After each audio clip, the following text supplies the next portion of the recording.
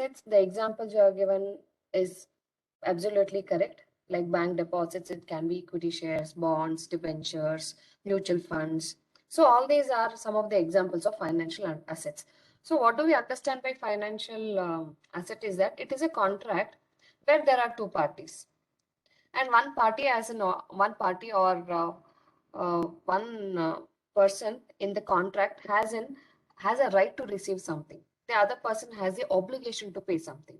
So usually in a financial asset, we consider the financial asset as a contract or contractual agreement where there are two parties.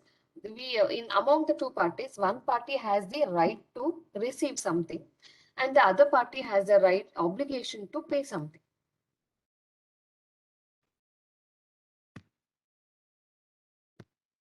Can you all see the slide?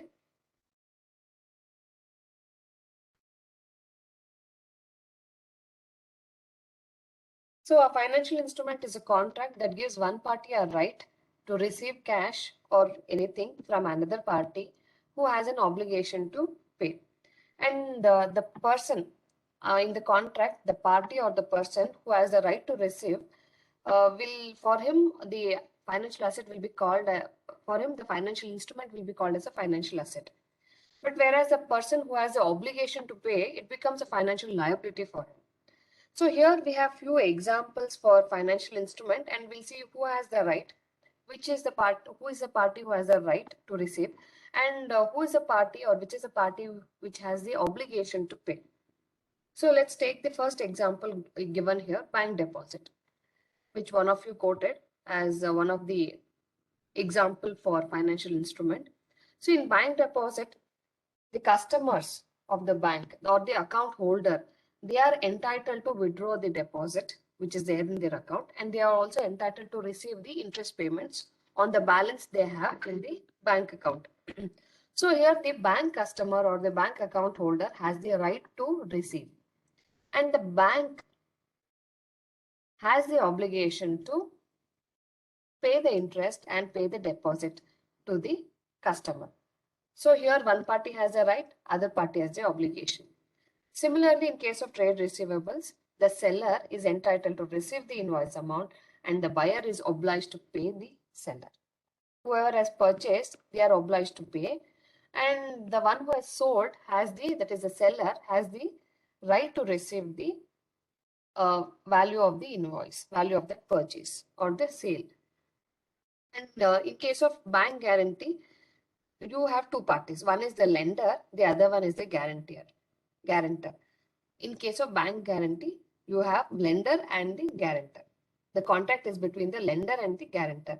And the lender has a right to payment if the borrower defaults. If the actual borrower of the loan defaults, then the lender has the right to receive the payment from the guarantor.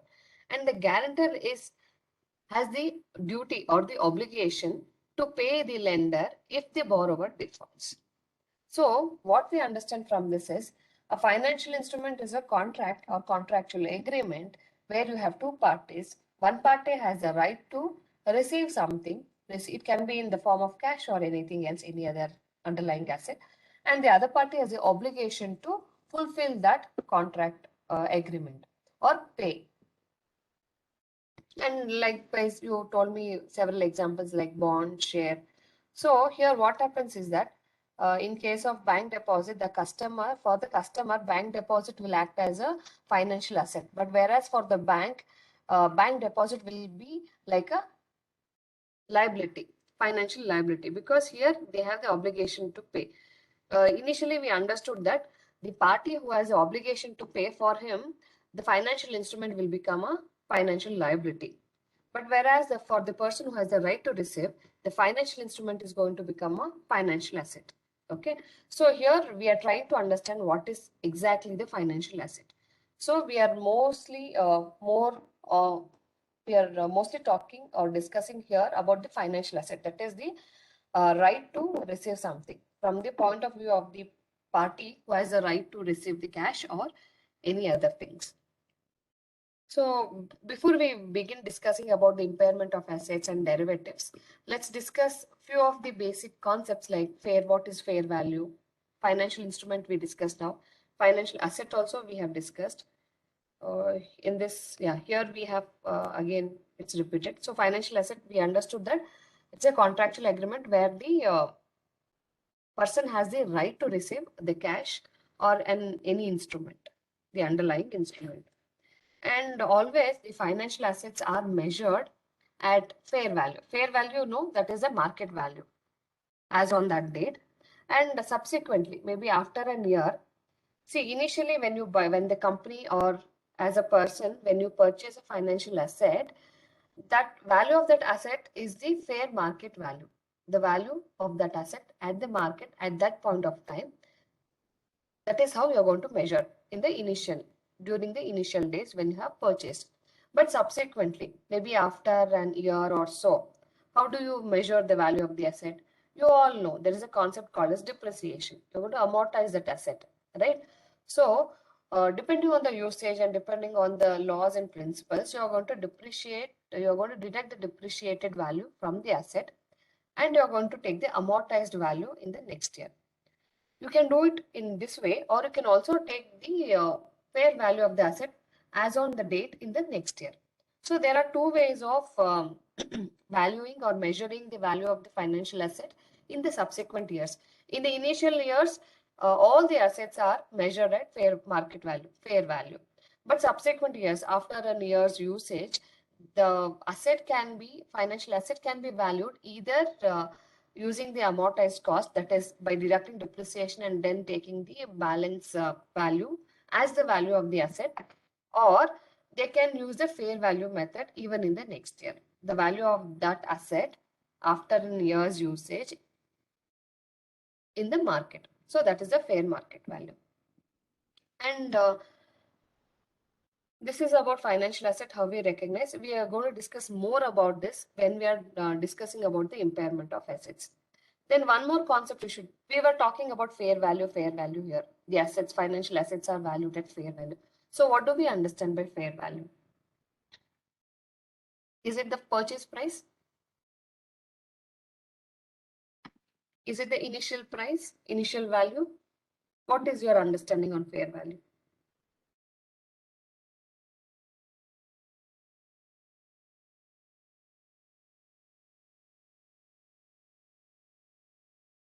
Anybody from the class? What do you understand by fair value? What is your understanding on fair value? Is it the purchase price or yeah, tell me.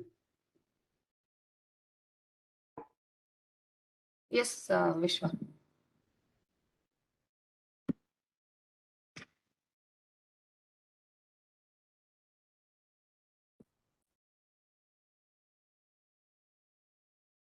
Anybody from the class? Class?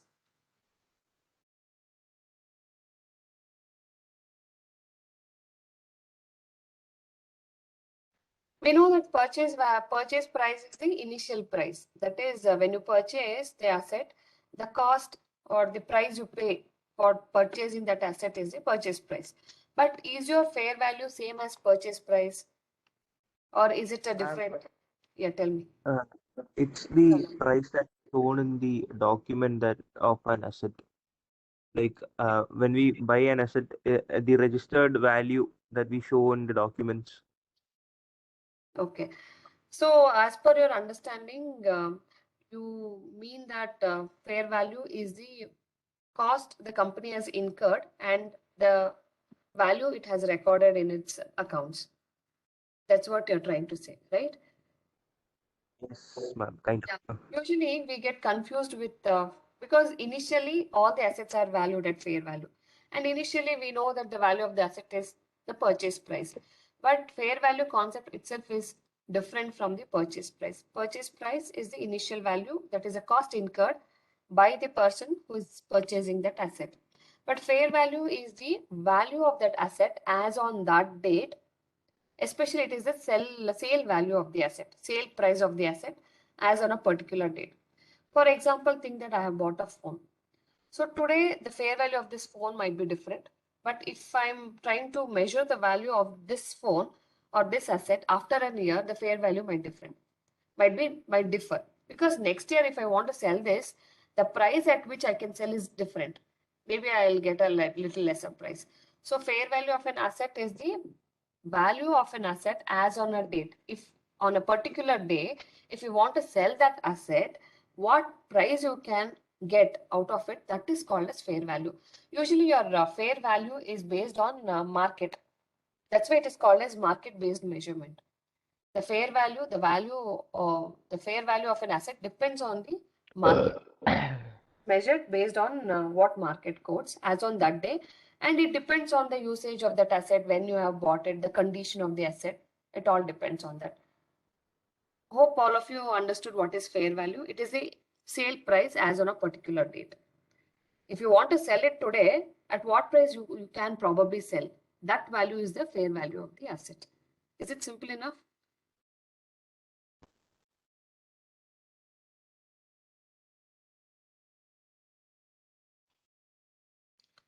So now, so far, yes, anybody? Clear? Understood, all of you?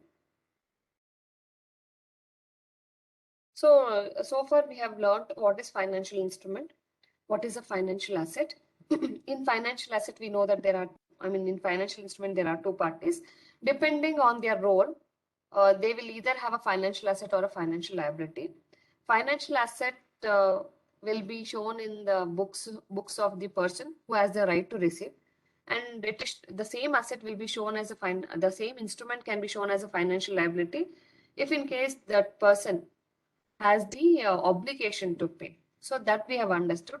And we also learned what is financial asset and how it is measured. Initially, it is measured as based on fair value. But subsequently, you can either use two methods, any of the two methods. One is amortized cost method. The other one is fair value method. We are going to discuss more deeper into the measurement of financial assets in the following slides. And when there is a difference when you are measuring, that will be considered as impairment loss. That again we'll discuss in detail in the further slides. And after this, we also discussed about the fair value of the asset. So fair value of the asset simply means the exit price or the sale price of the asset. It is not the purchase price. That we should have the clarity. So fair value of an asset is not the purchase price. It is the sale price or the exit price of an asset as on a particular date. And this is basically this fair value depends on the market. So that's why this is called as market based method measurement. When you're using fair value to measure the value of an asset, we are using market based measurement. This much we need to understand about the fair value. With these basics foundation, let's understand what is impairment of asset.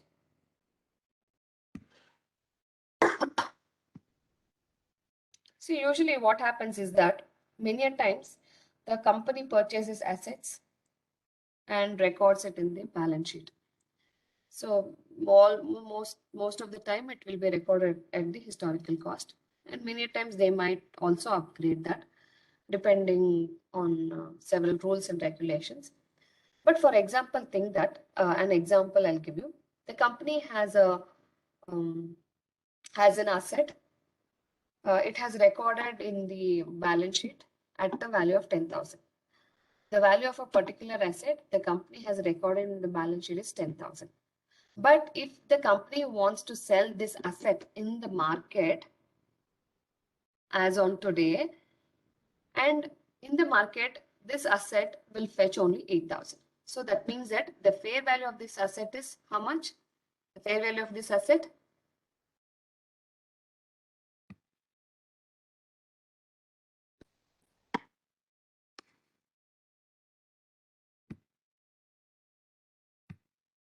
So there is an asset.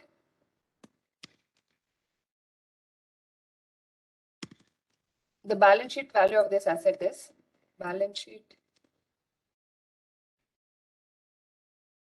value of this asset is 10,000.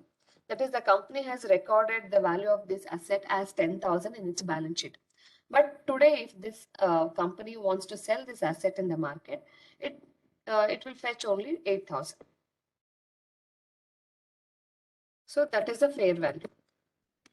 Fair value is that exit price of this asset is 8,000. If in case the company this firm wants to sell. So fair value is 8,000, but the value which is recorded in the balance sheet is 10,000. So what does this mean, this condition? It means that the company has overstated the value of the asset in its financial accounts, in its balance sheet. Correct? Overstatement of the value of the asset in the statement is, it does not help. And in order to prevent this overstatement, okay, periodically the assets should be tested for impairment. Impairment means to check if there is any difference in the value of, in the fair value and the book value of the asset which is recorded in the balance sheet. So here what it means is that you are overstating the value of this asset, but here the difference is called as impairment loss, and this has to be recorded. And you will know that there is an impairment loss with respect to a particular asset only when or the assets of the company are regularly put for impairment test, and it is a must. So all the assets should be tested for impairment regularly on a periodic basis. Why? To prevent overstatement on the balance sheet. And when does the impairment exist? Impairment exists only when the fair value of this asset is lesser than the value you are showing in the balance sheet.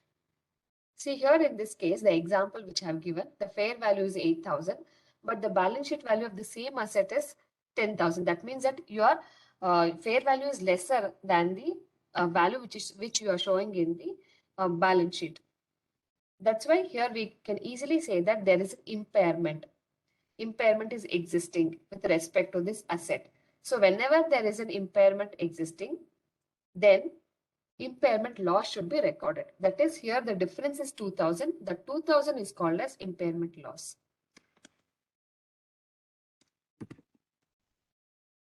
Impairment loss in this case is 2,000.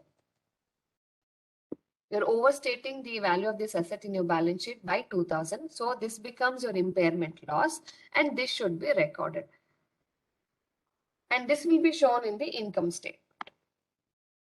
So this is about impairment of financial assets. Hope all of you understood what is impairment and when does impairment exist and why it is necessary to put the assets or to test the assets for impairment. Did you all get it, all of you?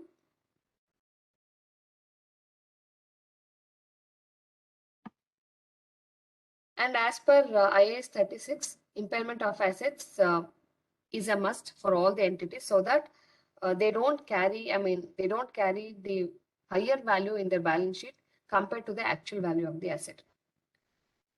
So following a conservative policy is more important for any company as such.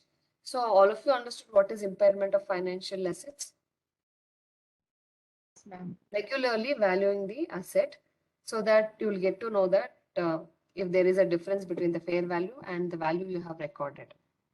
And if in case your fair value is lesser, that is the actual value of the asset, exit price of the asset is lesser than the value you're showing in the balance sheet, that means that there is that loss, that difference is the loss, and that will be recorded as impairment loss. Shall we move on to the next subtopic? Are you all fine with this now, till now? Understood what is impairment loss? Yeah. Now we'll be discussing about derivatives. So what do you understand by derivatives? The name itself says derivative, you are deriving. There is some derivation from something. Okay. So derivatives are also financial instruments. And again, when it is a financial instrument, you all know that there are two parties. So these derivatives are also financial instruments or financial contracts, basically agreements. And these agreements are between two parties, two or more parties. And the value of this agreement is derived from the underlying asset or group of assets or underlying benchmark. It can be anything.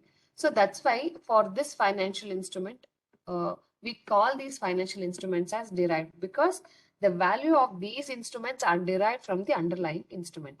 And here the underlying instrument can be any, it can be commodities also, it can be shares, bonds, debentures, or it can be gold, silver, bullions, it can be. So underlying instrument can be anything. I can give you one more very simple day-to-day example.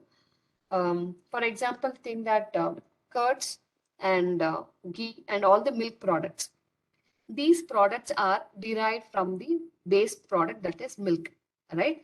And the price of these changes depending on the change in the price of the milk. If the price of the milk increases, obviously that will have a direct reflection on the milk products because these products are derived from this.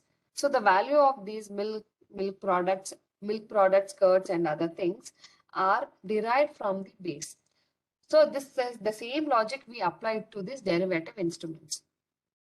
And derivatives are mainly basically used for hedging the risk. That is for mitigating or minimizing the risk. And sometimes even for to get the profit, to get that benefit of price fluctuation or price movements in the market. Also, some people, most of the traders will trade using derivatives. But the basic purpose of using derivatives is to minimize or mitigate the risk. And these derivatives can be traded over the counter. That is, we can have a derivative contract between ourselves. You don't have to have a regulatory institution. And it can also be traded over the exchange. So derivative instruments can be traded over the exchange and also over the counter. Hope all of you know what is over the counter. Think that in our class, any two people can get into a contract and execute a derivative instrument. So that time you don't have any regulatory authority, but you are trading over the counter. That is called as over the counter. But if two of you go to an exchange and follow the rules of the exchange and enter into a contract, then that becomes a exchange traded contract. Okay, got the difference between exchange traded contracts and over the counter contracts. So this derivative can be traded over the counter as well as can be traded on an exchange.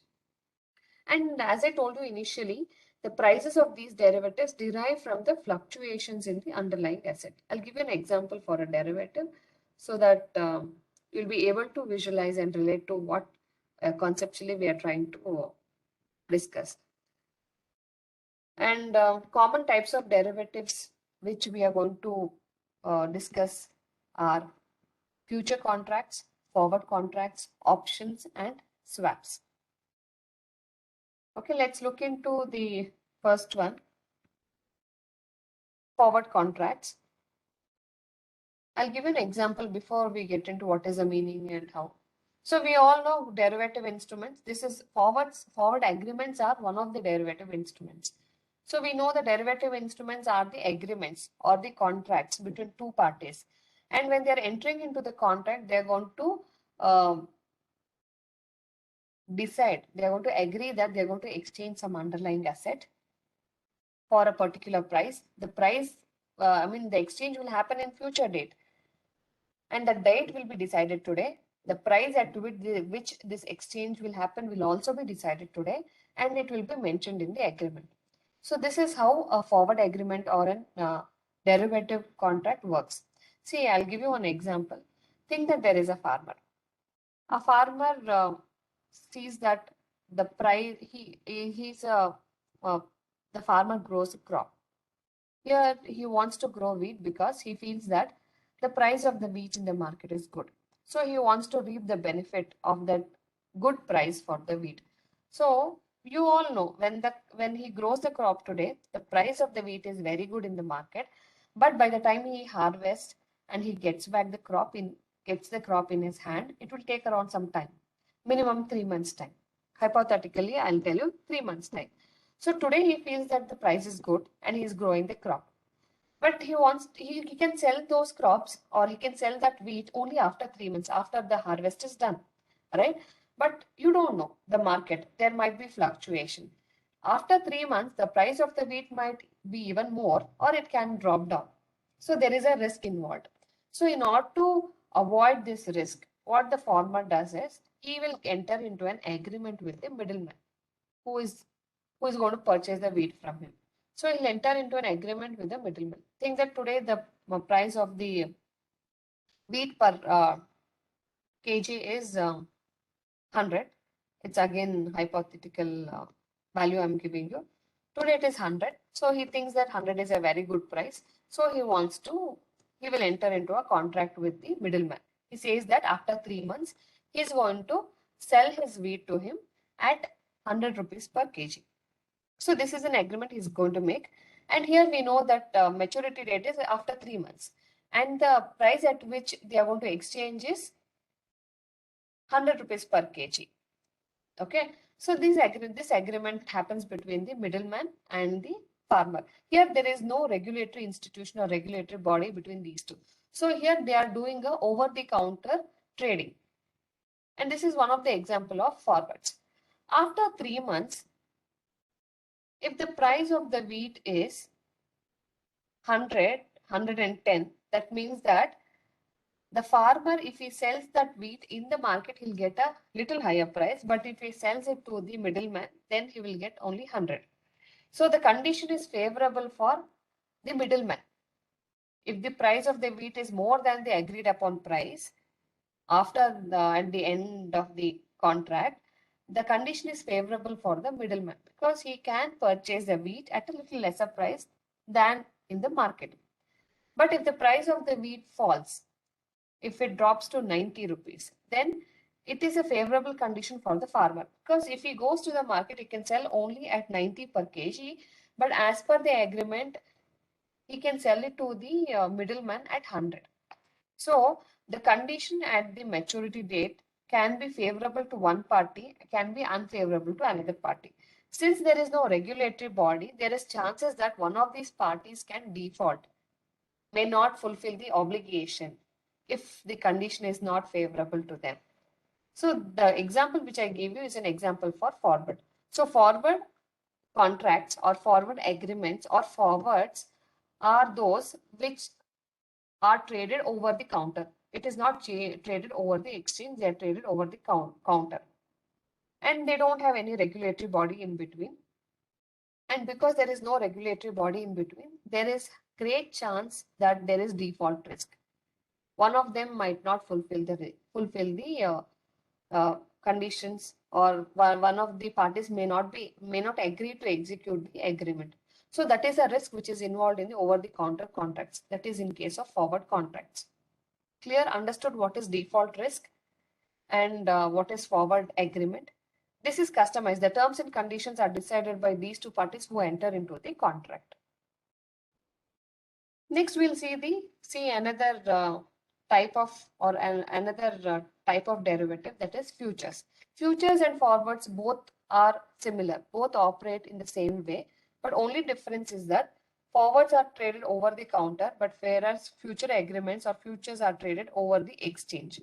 You have a in future contract, you have an exchange or a regulatory body who comes in between the two parties who enter into the contract. So if I want to enter into a future contract with another person, myself and another person, we will have to approach the exchange. There we have to keep some deposit for entering into the contract, and then we will enter into the contract. So since we are keeping a deposit, and the terms and conditions for the contract between me and the other party is dictated by the exchange, is dictated by the regulatory body.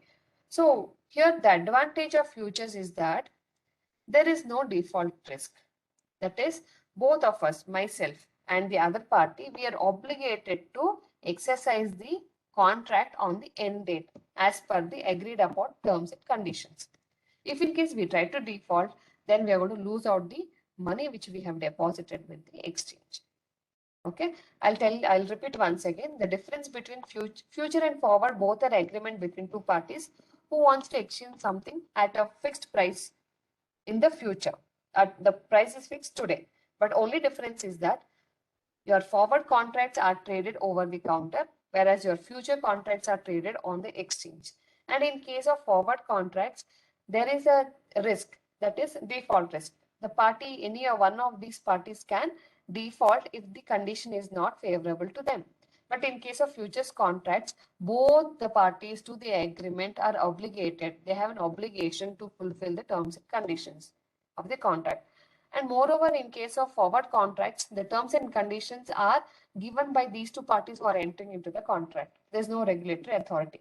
But whereas in case of future contracts, it is more standardized. The rules and regulations are standardized, which is given by the exchange. But in forward contract, it is customized depending on these two parties, what they want. So these are the basic differences between forward contracts and futures contract. And these are two types of derivatives. So now let's look into the third type of derivative, which is swap. What do we understand by swap? In layman language, we know that swap is exchange. You're swapping your places, you're exchanging your places, you're swapping your phones, you're exchanging your phones. So swap is basically the exchange.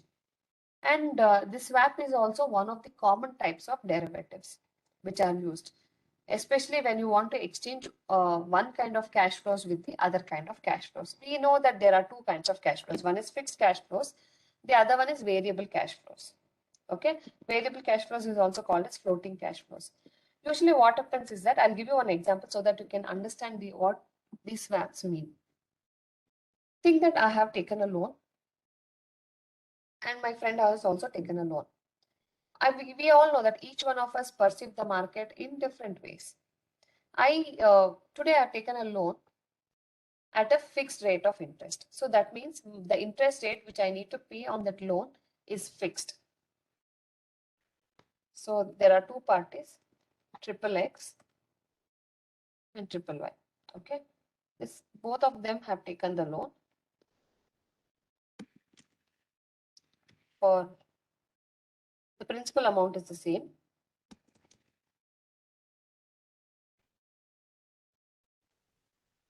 But this X has taken the loan at fixed rate of interest, fixed rate, which is 10%. And here triple Y has taken the loan at floating rate. This X has taken the loan at fixed rate because he might think that the interest rate might go up in future. So he don't want to take that risk. So he would have taken at fixed rate. And Y has taken the loan at floating rate thinking that the interest rate might drop down in future so that he can get the benefit out of it.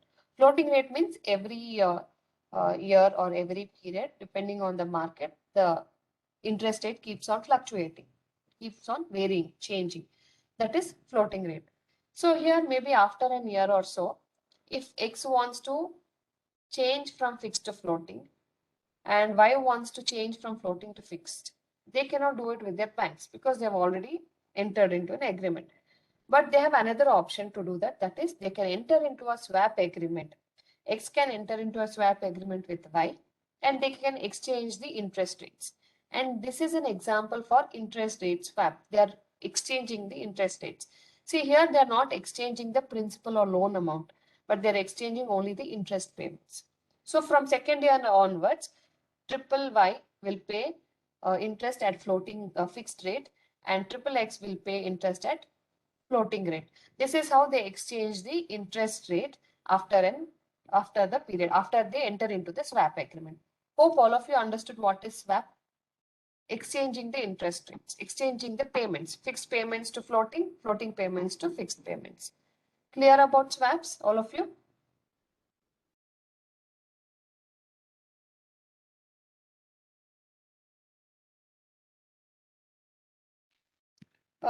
We have seen three types of derivatives so far. One is fixed forwards, futures, and swaps. Now let's look into the third basic type of derivative, that is options.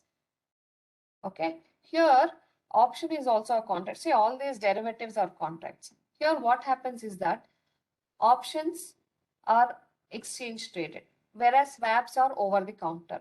See, your forward agreements and swaps are over the counter. That means it happens between two parties. They need not have to go to exchange or they need not have to have some regulatory body in between. But whereas your futures and options are standardized, they are regulated and they can be done only over the exchange. Okay, they are exchange traded instruments. So options are exchange traded instruments. If I want to buy an option, I'll have to go to the exchange. And the seller of this option is the exchange only. Only the exchange can sell these options, but buyer can be anybody among us. So in case of option, what happens is that I'm going to buy the option from the exchange, and this option gives me the right either to sell an asset or to buy an asset at a particular price on a particular date. And hence, because I have the right to sell or buy, I can opt for two types of options. I can either opt for put option or put option,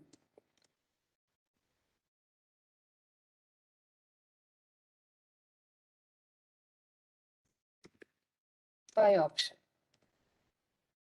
So there are two types of option. If I am purchasing put option, then I'll get the right to sell an underlying asset at a particular price.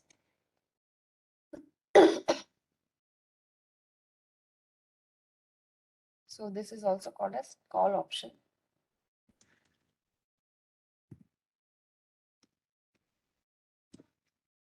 This is also called as call option.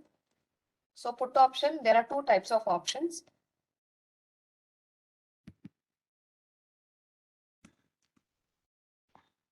Two types of options. Okay, put option here. If I'm purchasing a put option, I'll get the right to sell an underlying asset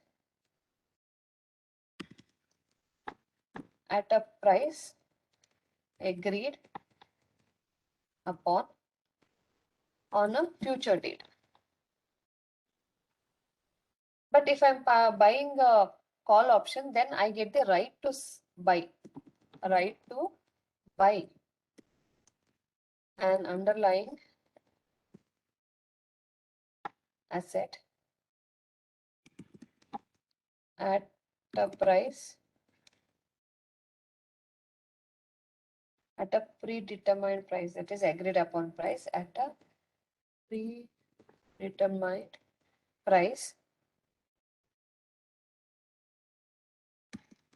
on a future date.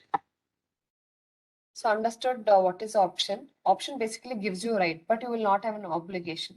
If you think that the condition, market condition is not favorable to you on the future date when you want to exercise this contract, you don't have an obligation to fulfill. You can either, but if it is favorable, then you can exercise the option. So basically options gives the right to the option holder to buy or sell. If you want to buy some asset, and if you're deciding to buy some asset, then you will purchase the call option. But if you want to sell something, then you will purchase the put option from the exchange. And these options are exchange traded.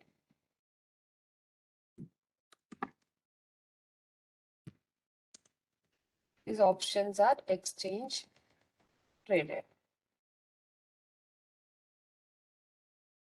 And option seller is always the exchange. Option seller is always the exchange. And option buyer can be anybody in the market.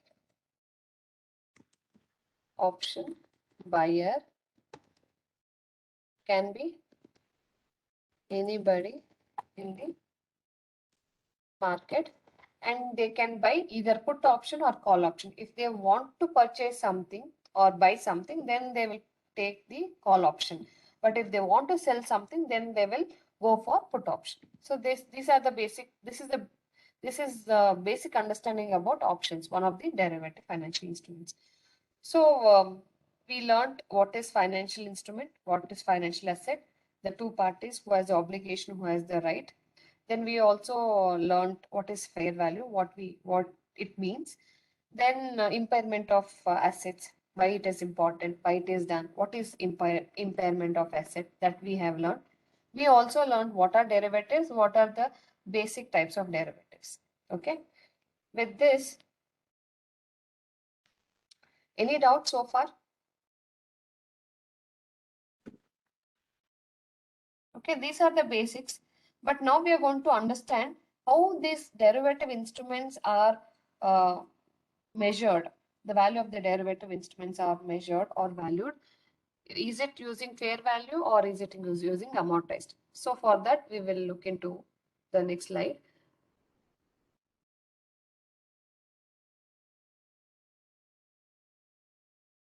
See, whenever the company wants to measure the value of the asset, it has several methods to measure the value of its assets. And for valuing the asset, the method it adopts depends on the business model the company is into, and also it depends on the nature of the cash flows. See, if you want to decide which method to use for a particular asset, then that method is dictated by the model on which the business is based on, and also the nature of cash flows of that business. Okay, now we were talking about business model. So what do we understand by business model? So business model is nothing but the company's plan for making profit. See, every company wants to make profit. Every business wants to make profit. For that, they have a different model. Okay, and it depends on the services they want to offer. It depends on the products they want to offer. It depends on the lines of products they want to offer. So that basically the overall plan as through which the company wants to make profit is called as business model. So depending on the business model, depending on the acquisition of the asset, depending on the nature of cash flows the company is getting, you can decide which method to use for measuring assets, measuring the financial assets. So on the basis of business model and cash flow nature, that is the nature or the characteristics of cash flows of that business, we measure financial assets either through any of the following ways. There are three ways. We can use any one of those ways. So basically there is amortized cost, that is your basic depreciation. You from the purchase price you deduct depreciation, then you take the balance value next year, then again you deduct depreciation. That is also one way of valuing your financial asset. But the other way is using fair value. I told you what is a fair value. In fair value, again, we have two types. One is fair value through other contingent income, or fair value through profit and loss. We'll go into detail with each one of them. First, we will look into first measurement for financial asset, that is amortized cost. It's very simple. So far, we have seen what is amortized cost. It's providing for depreciation.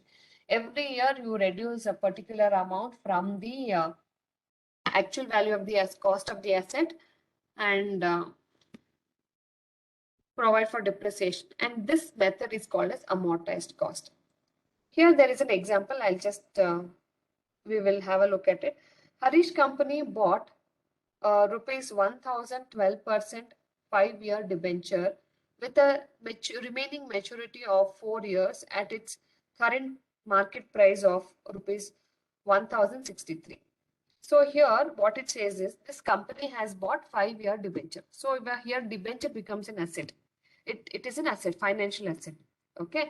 And it invests in financial assets in order to collect the principal and interest. So the business model of this company is that they want to hold this financial asset for collecting principal amount and interest. So whenever any company or any business firm wants to own an asset, own a financial instrument or a financial asset for the purpose of collecting any payments, then they should use amortized cost. I told you we have three methods. When to use which method we should be aware of. We should know which method to use for which kind of asset. If I told you the method depends on the business model and the cash flow nature. And here you can use amortized cost method only when the company is holding the asset for receiving the payments. If the company is holding the asset only for receiving the payments, that is receiving interest and principal, then you can use the amortized cost, that is provide for depreciation and measure the value of the asset regularly. Clear? Understood amortized cost, all of you?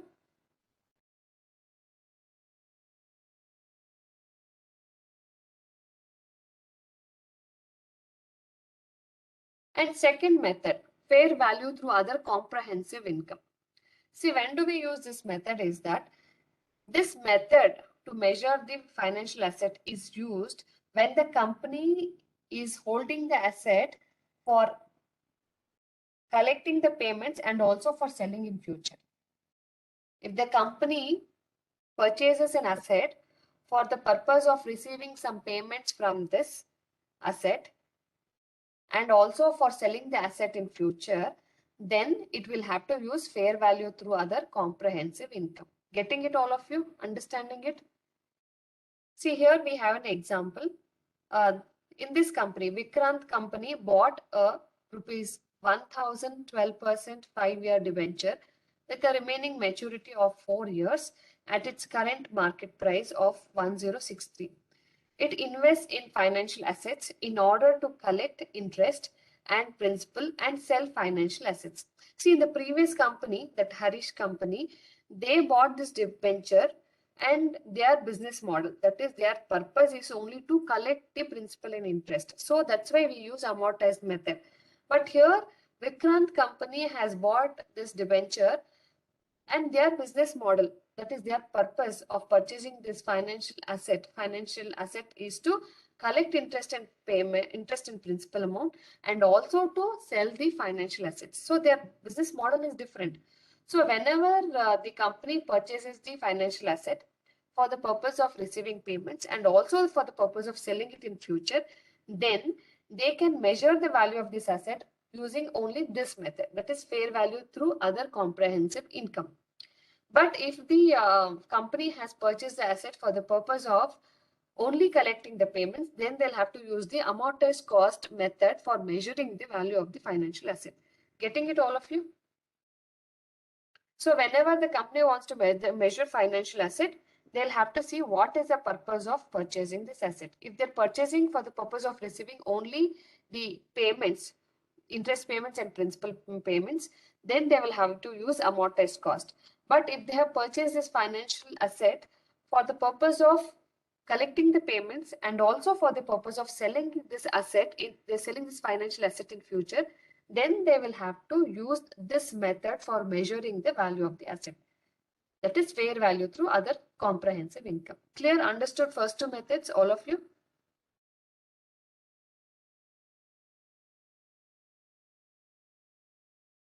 Then we'll go on to the third method. See, when the company's intention of purchasing a financial asset is not to collect payments or they don't want to hold. In that case, you will have to measure the value of these assets at fair value through profit or loss. That means usually all the trading assets are measured using this method. The third method, that is fair value through profit or loss method, you're going to use this method for measuring the value of the financial assets which are held for trading. You are not going to hold it. You're going to buy and sell. When the assets are bought for mainly selling purpose or trading purpose, then such assets, such financial assets should be measured. The value of those financial assets should be measured using fair value through profit or loss. So this method means that at each balance sheet date, the asset or liability is remeasured to fair value, and any movement in that fair value is taken directly to the income statement. So here usually when you're trading, the change in the value will be treated as capital gain or loss, and it will be directly in the same period it will be reflected in the profit and loss account, that is your income statement.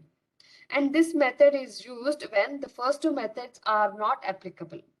For a financial asset, if you feel that the first two methods are not applicable, then you are going to apply this method. Basically, this method is also called as residual category or residual method. And if the model of the business is not to collect and it is not to collect and not to sell, then it means that the business model is to buy and sell. That is, the business model is only trading, especially with the financial assets. In that case, you will have to use this method. And your derivatives, we know that these are used for trading purpose. So derivative instruments or derivative assets are usually measured The value of the derivative assets subsequently are usually measured using the third method, that is the fair value through profit or loss. Clear? Understood these three methods of measuring the financial assets? Here we have the highlights of whatever we have discussed so far. I'll just go through all these things. Financial assets are measured. We know that financial assets can be measured using any of the three methods depending on the business model and cash flows. And those three methods are amortized cost, fair value through other comprehensive income, fair value through profit or loss. Okay.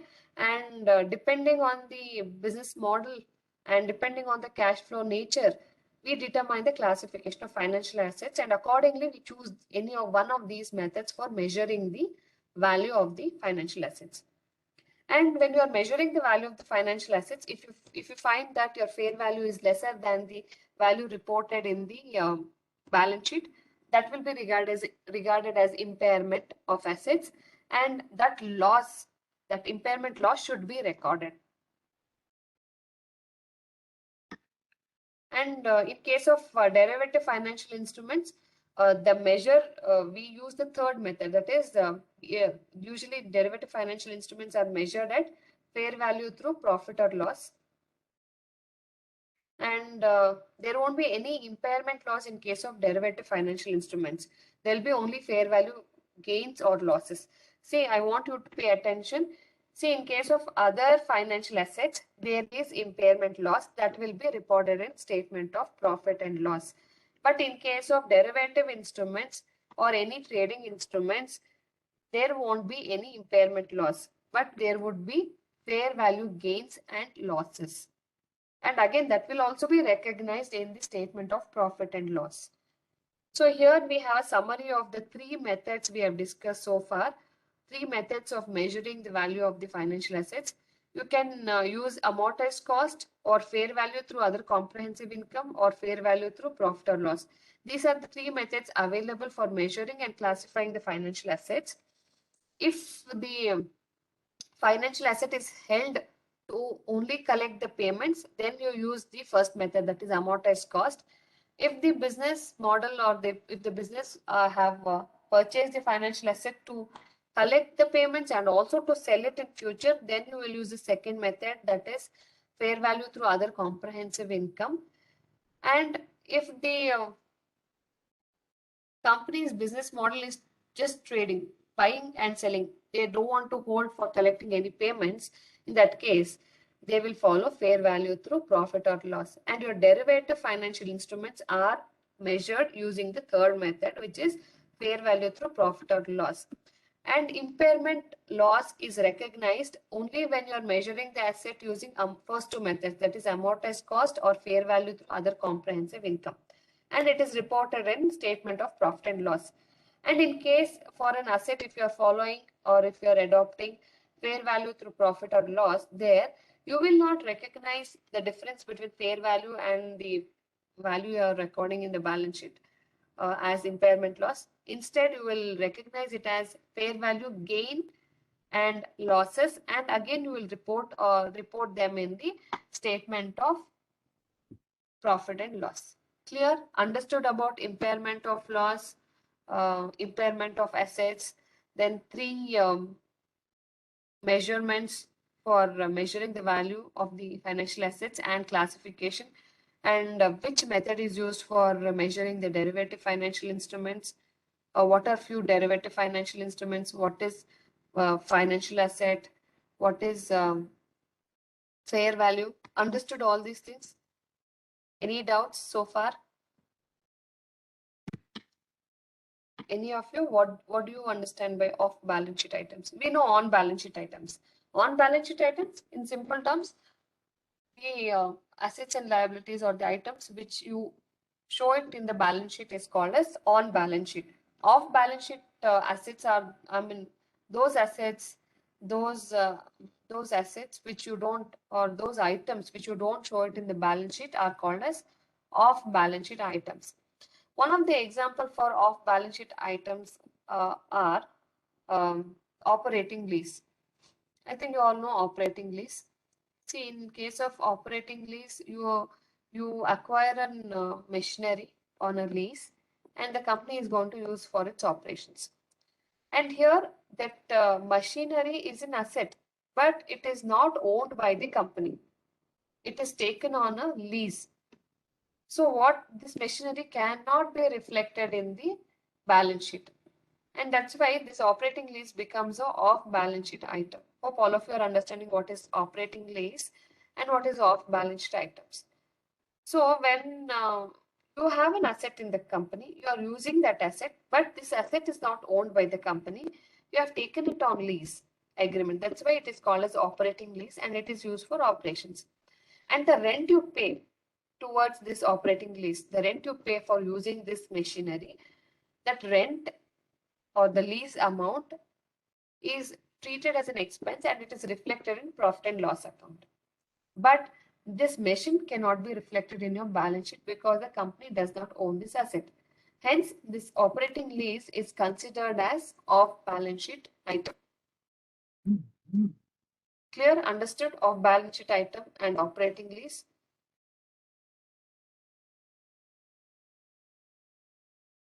And how do we account for this operating lease or off balance sheet item is that the lease payments every period, the lease amount which is paid by the company are considered as operating expenses because this machinery is used for operational purpose, and these expenses are reflected in the income statement. And because the firm does not own this asset cannot be shown in the balance sheet, and hence the firm, you know why usually the company opt for off balance sheet item is that, see, many cases than going for a loan, because when you take a loan to purchase the asset, what happens, that loan gets reflected in the liability side of your balance sheet. So if in case the company is unable to get in the loan from any other source, they can use this operating lease, which is beneficial for the company. And a common reason for off-balance sheet financing. This is a kind of off-balance sheet financing. You're not showing this. You're only giving the financial lease payments showing the lease payments as an expense, but you're not showing it as a liability anywhere. Only you are showing it as an expense.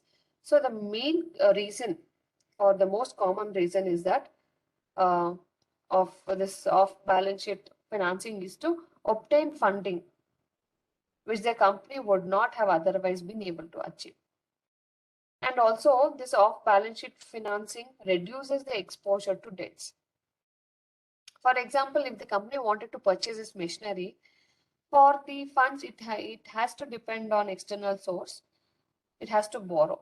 So here the debt component increases. But if it goes on financial lease, though it is a kind of funding indirectly, but the company will not have an exposure to debt. They can reduce the exposure to debt by going in for off-balance sheet leasing or off-balance sheet financing.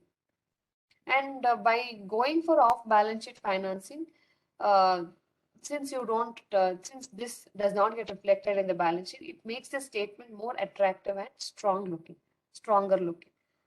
So clear about here. Just I wanted to um, take you all through what is operating lease and what is off balance sheet item. Clear?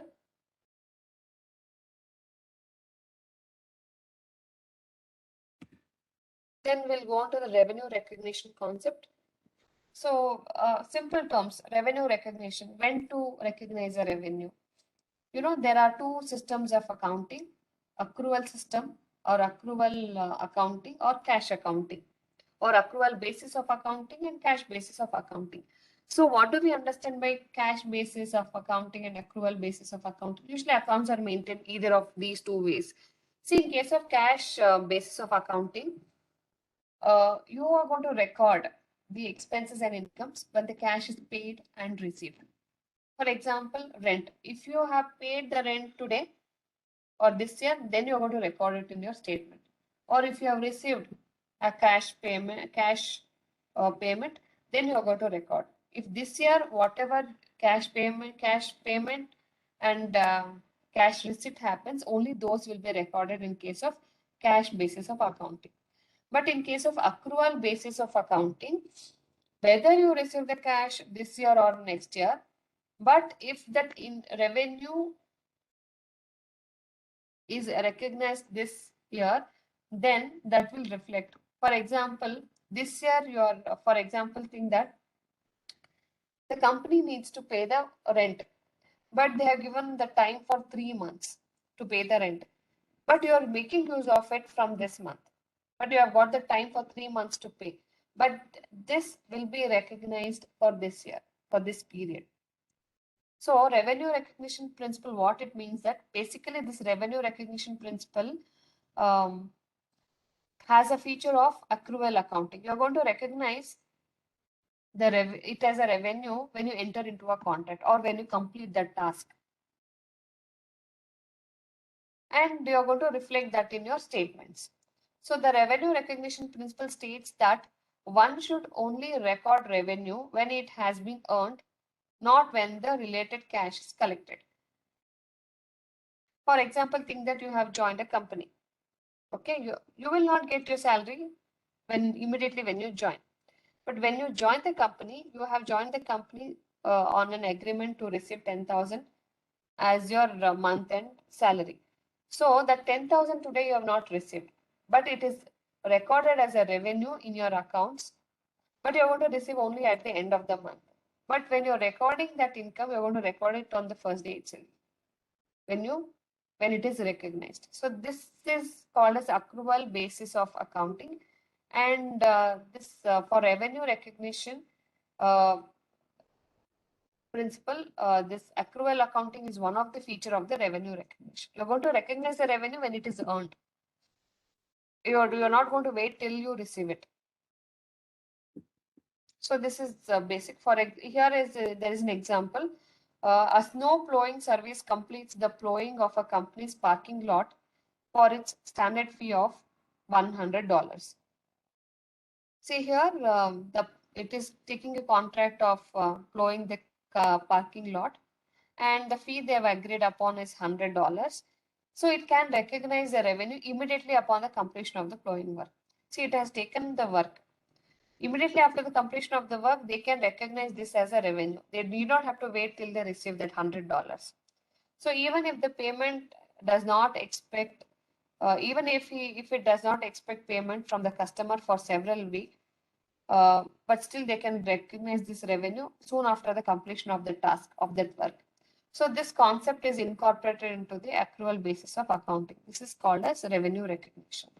So you have accepted a job for a particular price, and once you have completed the job, you can recognize that as a revenue. You don't have to wait till you get the payment. The payment can be delayed, but in your books of accounts, you can record it as a revenue. This is the pure understanding of revenue recognition. Understood?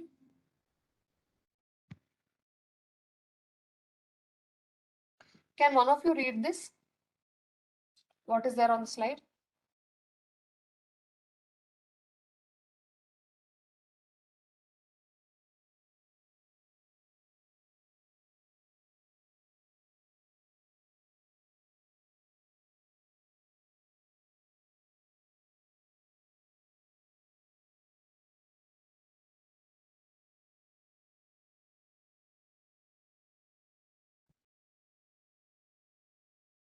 Harshita?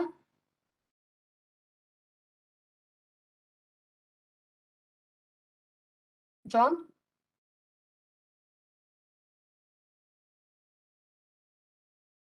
Yes, ma'am. Yeah, can you read this? What is there on the slide with respect Yes, to ma'am. revenue recognition? Yeah. Uh, Generally accepted accounting principles require that revenues are recognized according to the revenue recognition principle, a feature of accrual accounting. This means that revenue is recognized on the income statement in the period when realized and earned, not necessarily when cash is received. The revenue generating activity must be fully or essentially complete for it to be included in revenue during the respective accounting period. Also, there must be a reasonable level of certainty that earned revenue payment will be received. Lastly, according to the matching principle, the revenue and its associated costs must be reported in the same accounting period. The 5 steps needed to satisfy the updated revenue recognition principle are identify the contract with the customer, identify contractual performance obligations, determine the amount of consideration or price for the transaction, allocate the determined amount of consideration or principal to the contractual obligations, and recognize revenue when the performing party satisfies the performance obligation. Okay, thanks, John. Ashita, yeah, no issues. I can understand. These slides will be shared with you all in the Google Classroom. Don't worry on that. And understood revenue recognition. So the crux or the in a nutshell, what we can say is that revenue is recognized when it is earned. You need not have to wait till you receive the cash. That is what it means. Okay, with all the examples, it has been explained here. So today we have learned financial asset, financial instrument, fair value, and 3 methods of measuring the value of financial asset. Derivatives we have learned, and also impairment of assets we have learned. We also learned about what is operating lease and what are off balance sheet items and how they are accounted for in your statements. And we also learned the concept of revenue recognition, how a revenue is recognized and reflected in your statement of accounts.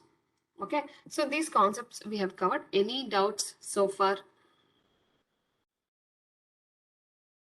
And last week we also covered about taxes. So the whole slide I'll be sharing with you all.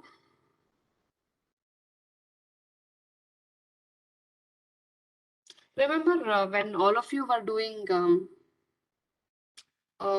your first part of the project, you were asking me which balance sheet, which financial statement to use. Should you use standalone or should you use consolidated? So today we'll take around 5 minutes time to discuss about what are consolidated financial statements. So now you tell me what is standalone statement and what is consolidated. By now I think you would have realized what they mean, how they differ. When consolidated financial statements are prepared, who is going to prepare the consolidated financial statements? See, basically when a company has lot of subsidiaries, one example is your Tata Motors or Hira Motors. See, they have a lot of other subsidiaries, they have a lot of other businesses, but the main parent company has to prepare at the year end, at the end of the period, financial period, the parent company will have to prepare consolidated financial statements when it has lot of subsidiaries. Okay, so consolidated financial statements show aggregated financial results when a company has multiple entities or subsidiaries and it is associated with the parent company. And usually, these consolidated financial statements are required to be prepared by the parent company when this parent company or the company when this company owns more than 50%. Say, for example, think that there are two companies, A company, B company. A company holds more than 50% in B company. In that case, A company will have to prepare the consolidated financial statements. So consolidated financial statements are required when one company owns more than 50% of the outstanding common stock of another company. And to do so also there are a lot of rules, how to record the items of the subsidiary company, how to consolidate. So there are a lot of rules that have to be followed. And as stated in section 129, it is the duty, as I told you, I am reiterating this again and again. It is that who has to prepare consolidated financial statement? It is the parent company. It is a duty of the parent company to prepare the consolidated financial statements, and they will have to lay down. They'll have to show this during the annual general meeting along with the standalone financial statement. That's why when you are doing the analysis of the, especially for those companies which has lot of subsidiaries, you were able to find two financial statements. One is standalone and one is consolidated. Okay, consolidated usually is the aggregate of all the aggregate of the results of all the other and entities attached to this parent company or all the subsidiaries of this parent company. And IFRS 10 it actually gives the principles and the rules as to how this consolidated financial statement can be prepared, has to be prepared, and what are the rules and regulations, how it has to be reported. So all these are given in IFRS 10.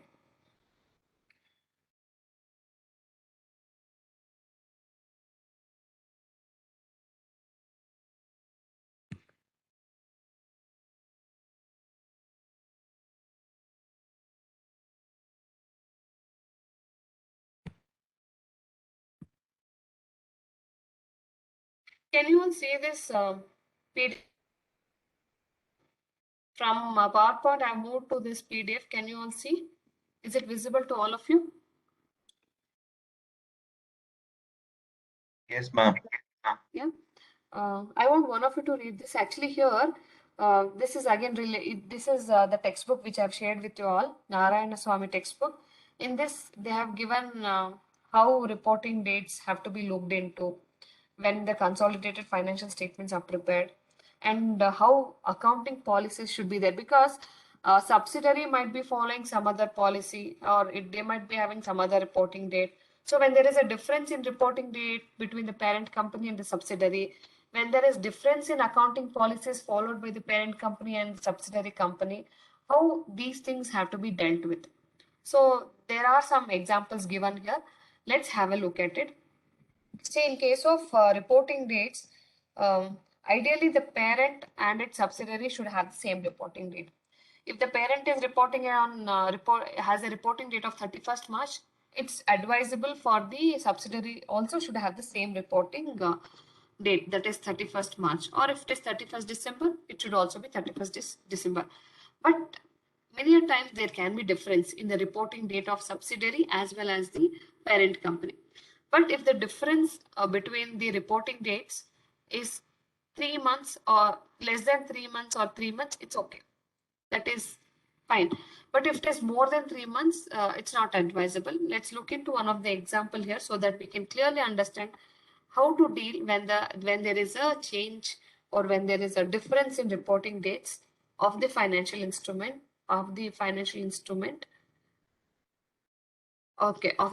statements between the subsidiary and the parent company. Here we have two companies, Pi company and Sigma company. Pi company is the parent company and Sigma company is the subsidiary company.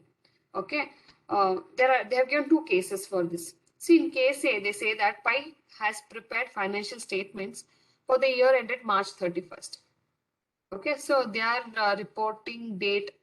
the reporting date of parent company is 31st March. But whereas Sigma has prepared financial statements for the year ended December 31st, the reporting date of Sigma, that is the subsidiary company, is 31st December. And the difference of reporting between parent and subsidiary is 3 months, December, January, February, March. So 3 months. So when the difference is 3 months, what are the options that is available in the hands of parent company and subsidiary so that it does not affect their consolidated statements? So ideally, more advisable is that Sigma should change its reporting date to 31st March. Okay, so when there is a difference like this, the best option is that the subsidiary company should match the reporting date with the parent company's reporting date. That is the best suitable, best suitable option. But if alternatively, what they can do is this subsidiary company can prepare another additional financial statement along with whatever they have as on March 31st. Okay, they already have prepared for 31st December. Along with that, they'll have to prepare additional one as on March 31st. That is the second alternative option. But if it is impracticable, if it is impossible to prepare additional financial statement, then in that case, The parent company should prepare consolidated financial statement for the year ended 31st March using the subsidiary company's financial statements, and they'll have to make some adjustments. Wherever the significant transactions are affected or significant events gets affected, in those cases, the parent company will have to make some adjustments and then prepare the consolidated financial statement. Okay, these are the three options that is available. So depending on the situation and condition, they can go in for when there is a difference in reporting date. But here the 3 month, the difference between the reporting dates is 3 months or less than that. So these three options are available. But we have another case where the reporting date is more than 6 months. The difference between reporting date is more than 6 months. So see, look here, Pi companies, that is parent company's reporting date is 31st March. Sigma's reporting date is September 30th. It's like more than 3 months. So in this case, they don't have any, they will not have options. Sigma company will have to change its reporting date to March 31st. That is the only viable, that is the only available option, so that the reporting dates match between the parent company and the subsidiary company. This is with respect to reporting of dates of their financial statements. When it comes to accounting policies, if there is a difference in accounting policies followed by parent company and subsidiary, what to do? So if a subsidiary uses accounting policies different from those adopted in the consolidated financial statements, then appropriate adjustments should be made to its financial statement for consolidation purpose. So think this parent company, Pi company, which is the parent company of Sigma company, follows the straight line method of depreciation.